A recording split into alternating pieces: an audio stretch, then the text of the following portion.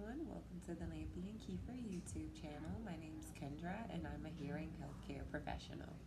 Today's video will be all about tinnitus, or some of you call it tinnitus, what it is, and what options are available for you as far as treatment.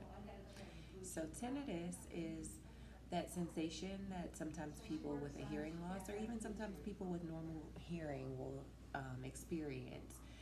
Like if you've just left a concert and your ears are ringing, that is tinnitus. So a lot of times if there's noise exposure, that tinnitus is just temporary. You leave the concert, your ears ring for a few hours, and then it goes away. But sometimes people have more severe forms of tinnitus that can be caused from different things. And so the different causes can be just medications, certain chemotherapy drugs are ototoxic and can cause ringing or tinnitus. It can also be caused by stress or PTSD. Certain things that we eat, food high in caffeine, can also cause ringing in the ears. So tinnitus can be caused by lots of different things, not just noise exposure. And a way that we treat it is through wearing the hearing devices. Sometimes, if the tinnitus is caused from damage to the auditory nerve, if we correct the loss and we stimulate the auditory nerve, then that can just naturally correct the tinnitus or that ringing. Um, Other times we will put things like tinnitus masking therapy into the devices themselves and just kind of retrain the brain to hear a different signal.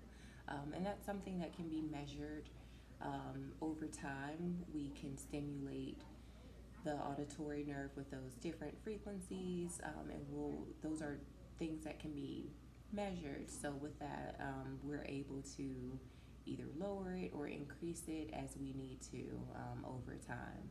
And you would be seeing a hearing healthcare professional regularly with regular testing, just to make sure that we are properly stimulating that auditory nerve and that your prescription is up to date, that you're not being underfit. Sometimes people will say, "Oh, I don't have ringing in my ears. It sounds more like a buzzing or a popping or cicadas." All of that is encompassed under the term tinnitus.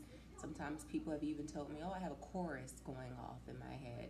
So all of those types of noises, any type of head noise that we get that other people cannot perceive, we call it tinnitus.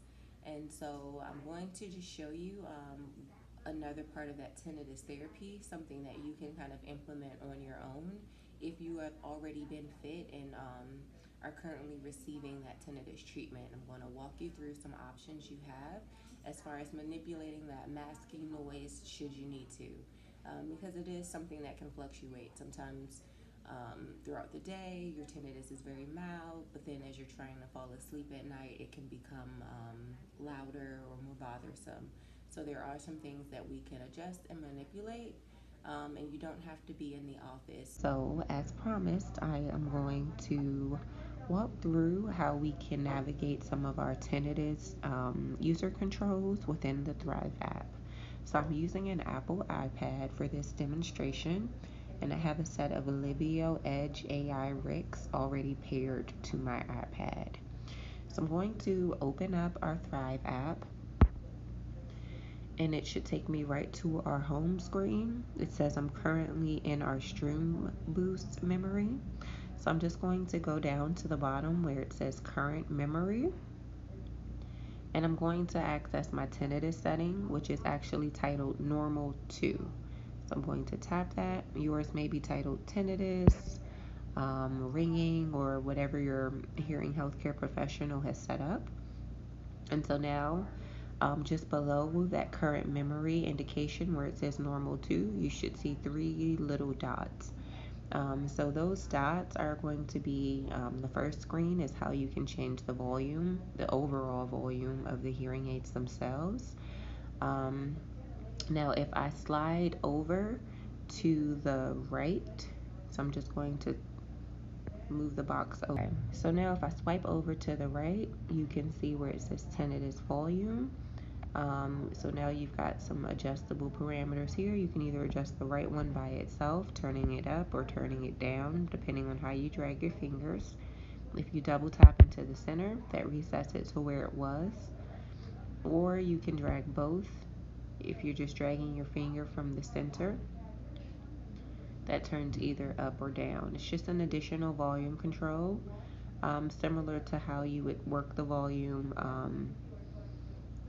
outside of the masking, just a regular volume memory. And then we've got one more option if I swipe over. Okay. And this is going to adjust our rate of modulation. It says tinnitus speed. So we've got a turtle to the left-hand side of the screen and a little rabbit to the right side. So to the left is going to be how you can slow down that rate of modulation. To the right is how you can increase it or speed it up. So the rate of modulation just kind of is a preferential thing. It controls whether you're hearing that masking noise constantly or whether it's cycling through in like a wave. And so if it cycles through, you can change that modulation from cycling through very slowly, so a slow wave, and then it'll gradually come back in. Or you can make it more of a fast acting wave where it's going in and out relatively quickly. And that just kind of depends on how severe your tinnitus is, or just your preferences of whether or not you'd like to hear that masking noise 24/7 all the time in the devices, or whether you'd like a break from the noise and just gradually have it kind of fade in and out. Either of those options will still retrain the brain to hear another signal rather than your own tinnitus. But you want to kind of experiment with it, and also just seek the guidance of your hearing healthcare professional as well. That way we can just make sure that we're following through with a therapy method that is most effective for you. So it will take some effort from your own personal trials, but also from your hearing healthcare professional, just kind of guiding you through the process as well.